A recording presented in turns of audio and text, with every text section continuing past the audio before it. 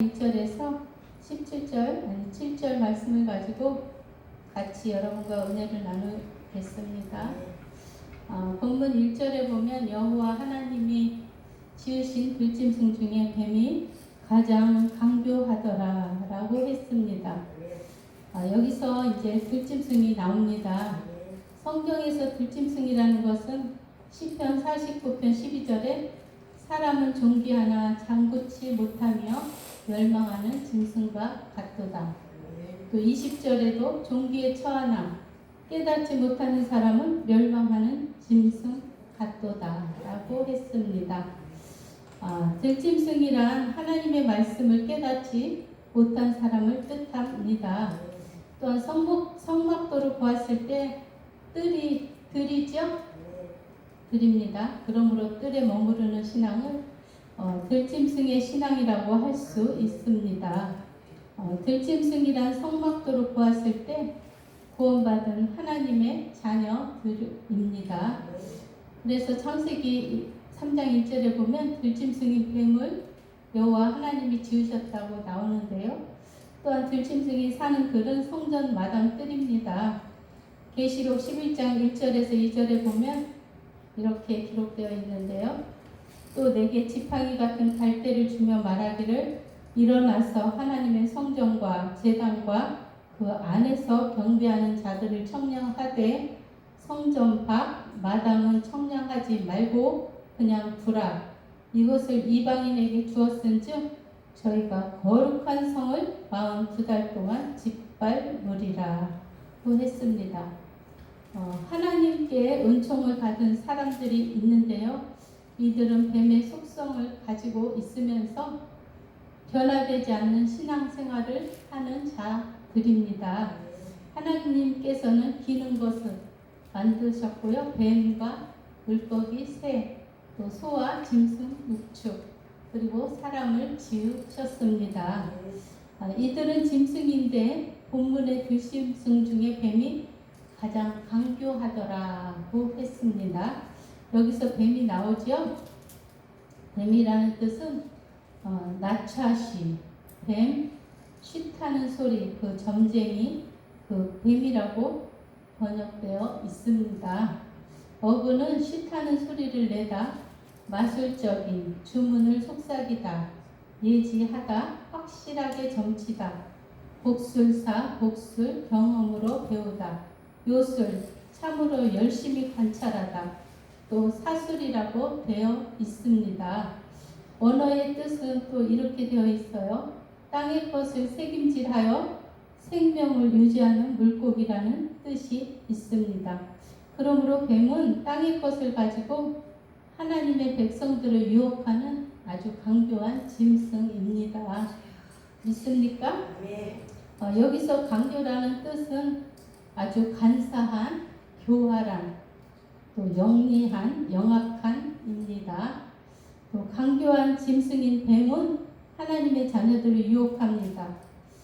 어떻게 유혹할까요? 창세기 3장 1절에서 3절에 보면 뱀이 여자에게 물어 가로되 하나님이 참으로 너희더러 동산 나무 모든 나무의 실과를 먹지 말라 하시더냐? 라고 물었습니다. 그러자 2절에 여자가 뱀에게 말하되 동산 나무의 실과를 우리가 먹을 수는 있으나 동산 중앙에 있는 나무의 실과는 하나님의 말씀에 너희는 먹지도 말고 만지지도 말라 너희가 죽을까 하노라 하셨느니라고 했는데요. 이와 같이 뱀은 간교하고 간사하고 교활하고 또 영리하고 영악하고 사악합니다. 강교라는 것은 이제 아름이라고 합니다. 그 뜻이 뭐냐면 달가벗기다에서 유래함이라고 되어 있습니다. 여러분, 우리는 뱀을 잘 살펴보고 뱀의 특징과 사탄의 유사점을 잘 발견하여 사탄의 전략을 정확하게 알아야 할 것입니다. 뱀은 아가리와 턱뼈를 아주 자세로 움직입니다. 자기 머리보다 10배나 큰 동물을 아주 집어삼킬 수가 있습니다. 이것은 무엇을 뜻하냐면 사탄이 불신앙하는 자들을 미혹하여서 완전한 파멸을 가지고 오는 것을 의미하고 있습니다. 뱀은 또 눈꺼풀이 없어요. 그래서 평생 눈을 뜨고 삽니다. 눈을 감지 않아요. 그리고 콘택트 렌즈와 같이 투명한 막이 있고 눈알이 붙박이 같이 붙어 있습니다. 귀는 태아가 됐어요. 태아가 돼서 없어요. 또 몸 전체로 진동을 감지합니다. 후각은 혀를 통해 감지하고 미각은 느끼지를 못합니다. 모든 동물 가운데 귀가 없는 것은 오직 뱀 하나밖에 없습니다. 뱀은 귀가 없기 때문에 고막도 없어요. 그래서 공중으로 이렇게 전파되는 소리에는 둔감해가지고 귀머거리 뱀이라고 말합니다.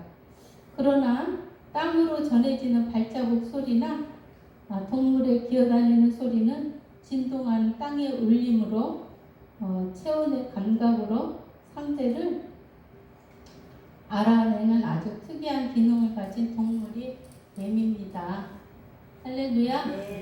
이와 같이 사탄은 하나님의 음성을 듣지 못하고 육신의 생각으로 전달되는 땅의 소리는 잘 듣게 합니다. 뱀의 유혹에 미혹된 자들은 영적인 귀가 없고 신령한 천국의 복음을 들을 수 있는 영적인 고막도 없기 때문에 예수님의 생명의 말씀을 아무리 외쳐도 듣지 않고 믿지도 않습니다. 여러분은 그렇게 되지 않으시기를 예수님의 이름으로 축원합니다. 이사야 6장 9절에 10절에 이렇게 기록되어 있는데요. 너희가 듣기는 들어도 깨닫지 못할 것이요 보기는 보아도 알지 못하리라.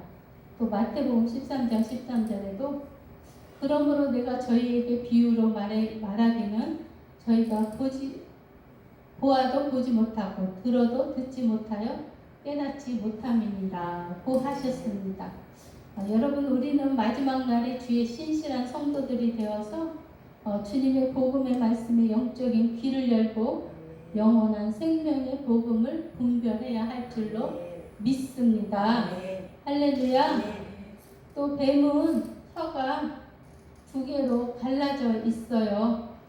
두 개 알죠? 뱀이 혀 날름날름하면서 뱀은 꼭 담은 주둥이 틈바구니에서 늘 두 개로 갈라져 있는 혀를 날름거리면서 그 감각을 이용해서 먹이를 찾으러 다닙니다.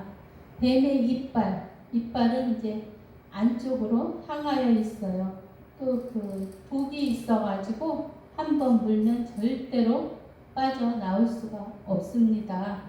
그 독이 퍼지면 반드시 죽게 되어 있듯이 그 유혹의 결과는 너무나 비참한 것입니다.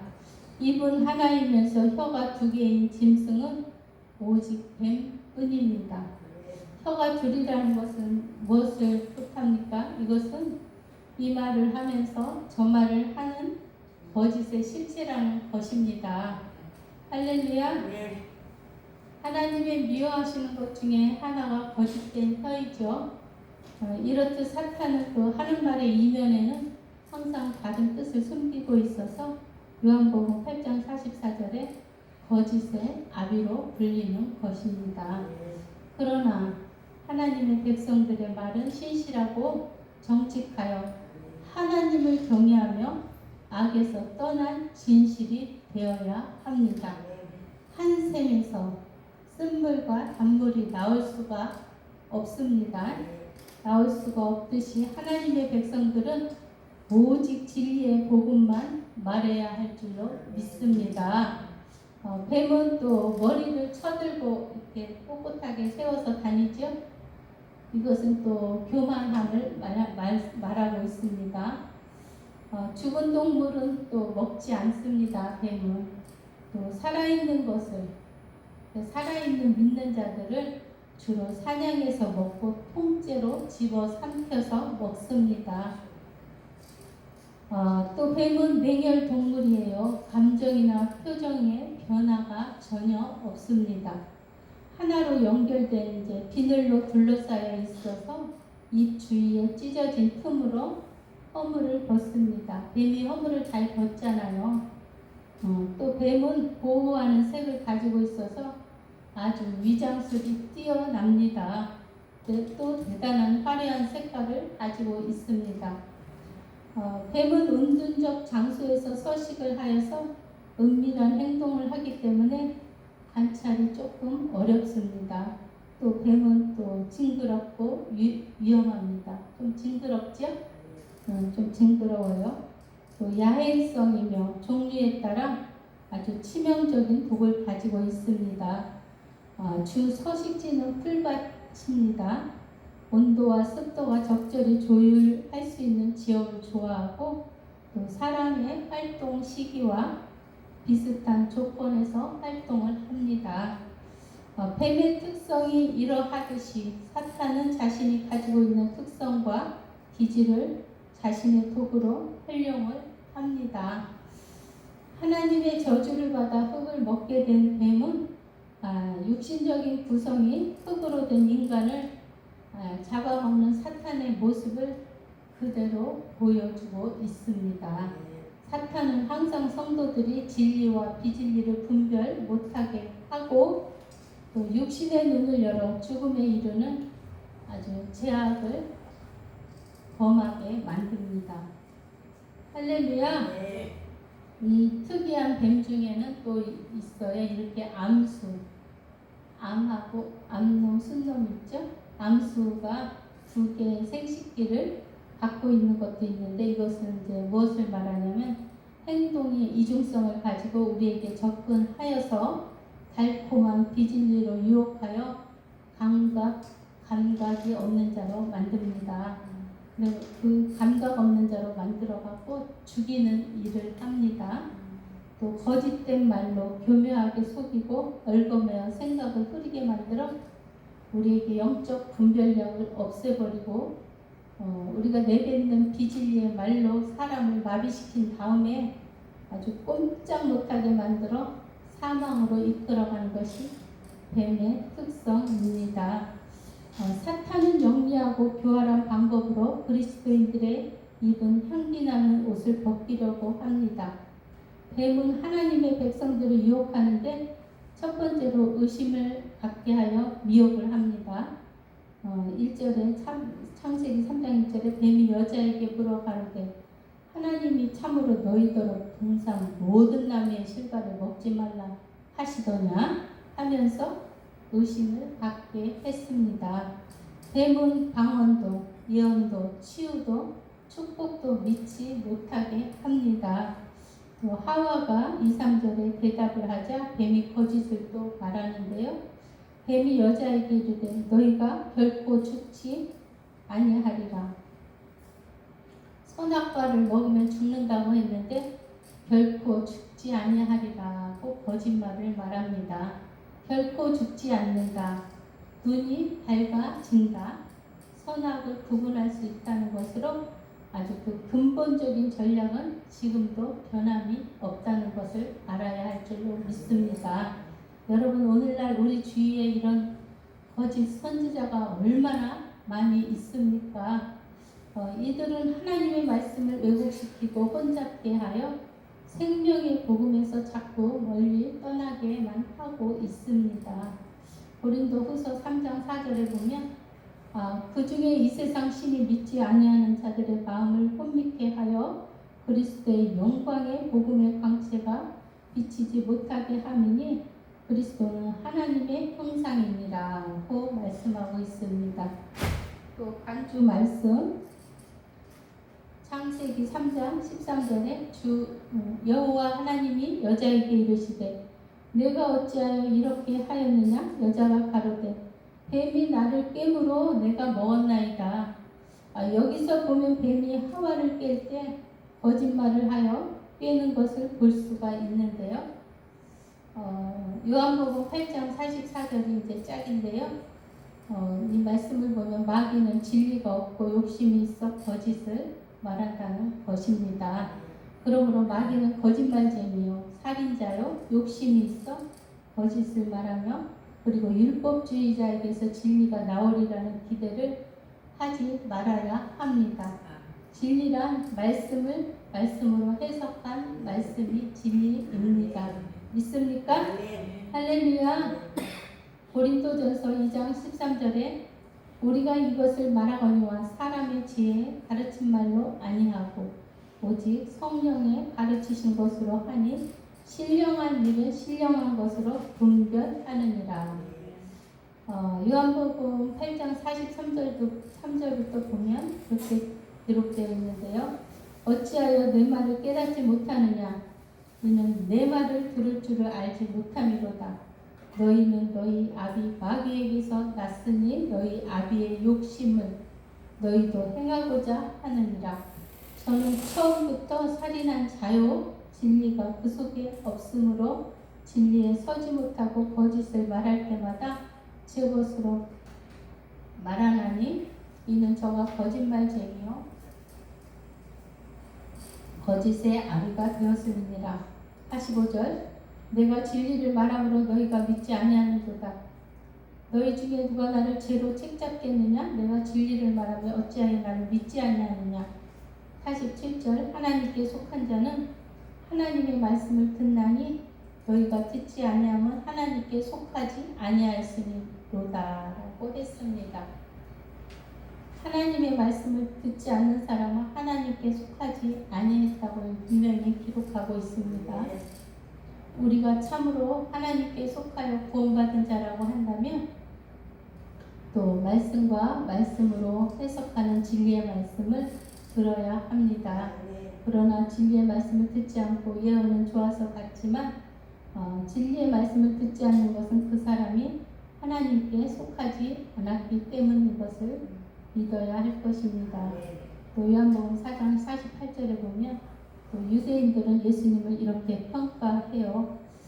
유대인들이 대답하여 가로되 우리가 너를 사마리아 사람이라 또는 귀신 들렸다 하는 말이 옳지 아니하냐? 라고 평가합니다. 이 말은 예수님께서 사마리아를 통행하신 일 때문에 나온 말인데요. 이 귀신이 들렸다. 이 말은 이단이다 라는 말과 같습니다. 그래서 예수님께서 대답하시기를 49절 예수께서 대답하시되 나는 귀신 들린 것이 아니라 오직 내 아버지를 공경하면을 너희가 나를 무시하는도다 라고 했습니다. 유대인들은 예수님을 무시했습니다. 그리고 진리의 말씀을 듣지 않았습니다. 진리의 말씀을 듣지 않는 것은 뱀의 유혹을 받았기 때문입니다. 뱀의 유혹을 받은 자들은 예수님을 무시합니다. 그리고 새 언약의 사역자들도 무시를 하지요. 고린도후서 3장 6절에 보면 저와 또 우리로 새 언약을 일꾼 되기에 만족해 하셨으니 의문으로 하지 아니하고 오직 영으로 함이니 의문은 죽이는 것이요 영은 살리는 것이니라. 새 언약의 사역자들은 의문 문자를 설교하지 않고 영의 설교를 합니다. 그런데 이 같은 사역자들을 무시한다는 것이지요. 창세기 3장 4절에 보면 뱀이 여자에게 이르되 결코 죽지 아니하리라. 뱀의 생김새와 동작을 보면 뱀은 정적이면서 동적인 양면성이 있는 변형 동물입니다. 일반적으로 모든 동물들은 그 행동에 일정한 자세가 있으나 뱀은 띠 모양으로 잘 구부러지고 또 몇 바퀴나 되는 이렇게 감고 있는 게 딸이라고 그러죠. 다리를 틀기도 하고 꼬리와 대가리를 맞대기도 합니다. 뱀은 척추뼈가 60개에서 한 400여 개에 이른다고 해요. 다양한 생김새를 또 갖고 있습니다. 또 동작을 보면 배에 있는 비늘을 이용하여 아주 신속하게 움직이는데요. 정적이면서 동적이라는 이 말은 곧 변신에 귀재하는 것입니다. 여러분, 거짓말을 잘하는 사람들의 특징은 수시로 변한다는 것입니다. 이것이 뱀의 모습으로 다가오는 사탄의 전략입니다. 사람들은 내면의 깊은 것을 보지 못하고 겉만 보기 때문에 미혹을 당하는 것입니다. 할렐루야. 네. 여러분, 우리 믿는 자들도 뱀이 들어가면 영의 생각과 육신의 생각 속에서 좌우로 치우치는 변덕이 많은 신앙이 될 수가 있습니다. 우리의 입술에서는 아멘이라고 하지만 나가서는 원망과 불평, 죄악의 생활에 치우치는 이중적인 생활의 신앙을 갖게 합니다. 뱀은 또 언제나 꼬불꼬불하게 다닙니다. 그러므로 이사야 선지자는 이사야 27장 1절에 종말의 여호와께서 꼬불꼬불한 뱀 니워야단 바다에 있는 용을 죽이시리라고 예언을 했습니다. 이에 대해 성경은 경고하고 있습니다. 디모데후서 4장 3절 4절에 때가 이르리니 사람이 바른 교훈을 받지 아니하며 귀가 가려워서 자기의 사욕을 쫓을 스승을 많이 두고 또 그 귀를 진리에서 돌이켜 허탄한 이야기를 쫓으리라고 했습니다. 여러분, 뱀은 죽어야만 반듯하게 펴집니다. 살아있는 뱀은 언제나 꼬불꼬불하게 다닙니다. 그러므로 삐뚤어진 원망 불평의 뱀 같은 신앙은 그 속에서 역사하는 뱀을 죽여야 올바른 신앙이 될 수 있습니다. 할렐루야! 내 속에 뱀을 죽여야 회복이 오는 것입니다. 뱀이 죽어야 바른 신앙이 될 수 있는 것입니다. 연관된 간증 말씀은 고린도후서 11장 1절부터 보면 이렇게 기록되어 있어요. 원컨대 너희는 나의 어리석은 것을 용납하라. 청컨대 나를 용납하라. 내가 하나님의 열심히 너희를 위하여 열심 내노니 내가 너희를 정결한 처녀로 한 남편인 그리스도께 드리려고 중매함이로다. 3절 뱀이 그 관계로 하와를 미혹해 한 것 같이 너희 마음이 그리스도를 향하는 진실함과 깨끗함에서 떠나 부패할까 두려워하노라. 만일 누가 가서 우리의 전파하지 아니한 다른 예수를 전파하거나 혹 너희의 받지 아니한 다른 복음을 받게 할 때에는 너희가 잘 용납하는구나. 3절에 뱀이 그 관계로 하와를 미혹하게 한 것 같이라고 했는데요. 뱀이 하와를 미혹하게 하는 재료는 다른 예수, 다른 영, 다른 복음입니다. 다른 예수는 말하는데 진리에서 나온 예수가 아닙니다. 진리에서 나온 예수라는 것은 성경 66권 말씀 안에서 예수님이 꼭 나와야 합니다. 믿습니까? 네. 다른 영이라고 또 했는데요. 다른 영이라는 게 문자만 가지고 설교할 때 나온 영을 뜻하는데요. 하나님의 영, 그리스도의 영, 성령은 말씀을 말씀으로 해석할 때 나온 영이 하나님의 영, 그리스도의 영, 성령입니다. 할렐루야. 네. 고린도후서 11장 7절에 보면 바울 사도는 진리의 말씀을 전하기 위하여 본인 자신을 낮추었습니다. 복음을 값없이 전했고 이 같은 일에 열심을 냈다고 말했습니다. 이같이 복음을 전하는 바울 사도가 어리석게 보이는 것을 용납하라고 고린도후서 11장 1절에서 말씀하고 있습니다. 예수님도 진리의 말씀을 전하실 때 아주 무시를 당하셨습니다. 바울 사도도 진리의 말씀을 전할 때 어리석게 보았습니다. 또한 새 언약의 사역자들도 살리는 영을 전했습니다. 그러나 새 언약의 사역자들도 어리석게 보았지요. 여러분, 그러므로 우리는 예수님을 무시하지 말고 사도를 어리석게 보지 말고 새 언약의 사역자들을 귀하게 보고 진리의 말씀을 받아야 할 줄로 믿습니다. 또 뱀은 창세기 3장 1절에 의심을 품게 했습니다. 4절에서는 거짓말을 전함으로 미혹하였습니다. 5절에서는 하나님께서 우리의 어떤 권리를 주관하시고 그 빼앗는 것 같이 말함으로 미혹을 하였는데요. 5절에 너희가 그것을 먹는 날에는 너희 눈이 밝아 하나님과 같이 되어 선악을 알 줄 하나님이 아십니다. 하와는 의심하기 시작했고 거짓에 속아 넘어갔습니다. 그리고 주권을 찾기를 원했죠.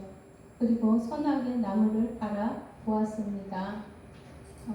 3장 6절에 여자가 선악의 나무를 본즉 먹음직도 하고 포함직도 하고 또 지혜롭게 할 만큼 탐스럽기도 한 나무인지라.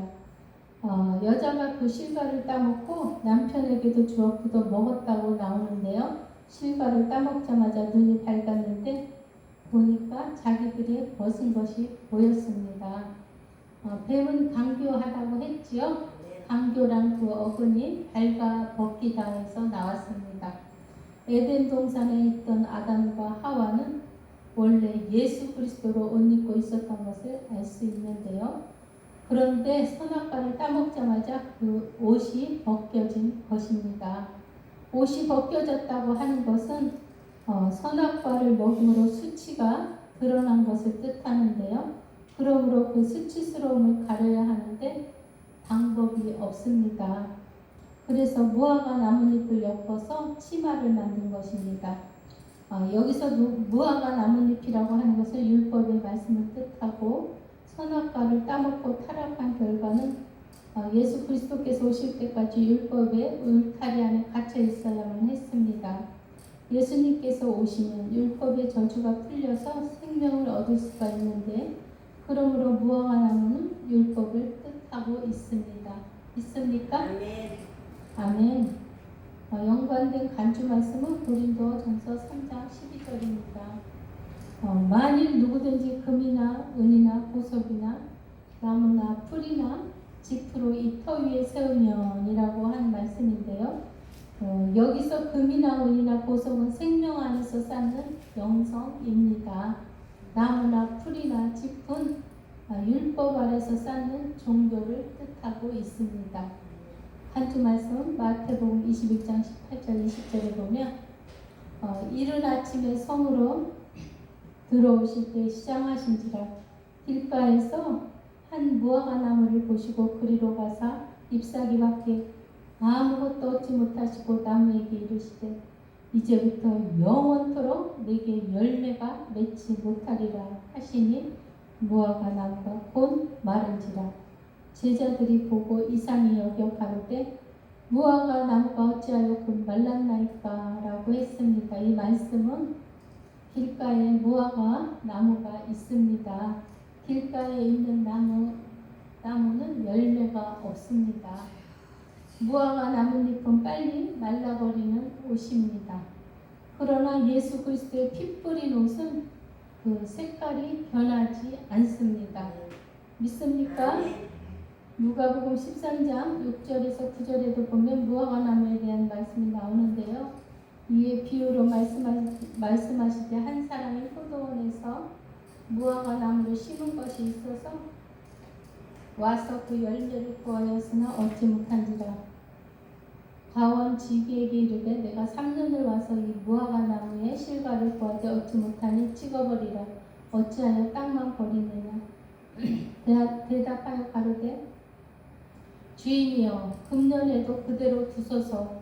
내가 두루 파고 거름을 줄이니 이 후에 만일 열매가 열면 좋거니와 그렇지 않으면 찍어버리소서 하였다 하시니라. 6절에 보면 한 사람이 포도원에 무화과 나무를 심었다고 했는데요.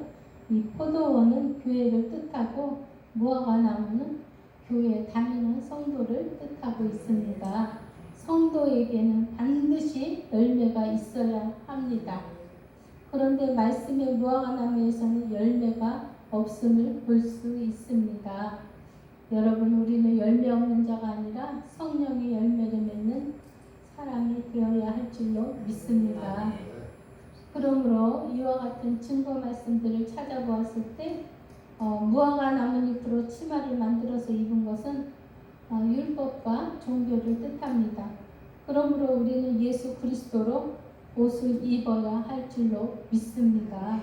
여러분, 영원한 생명의 말씀이신 예수 그리스도로 무장하여 우리 안에 있는 뱀의 신앙이 아니라 생명의 신앙으로 금과 은과 보석의 신앙으로 무장하여 율법과 종교적인 무화과 나뭇잎의 옷을 벗어버리고 예수 그리스도로 옷을 입으시기를 예수님의 이름으로 축복합니다. 할렐루야. 기도하겠습니다. 사랑의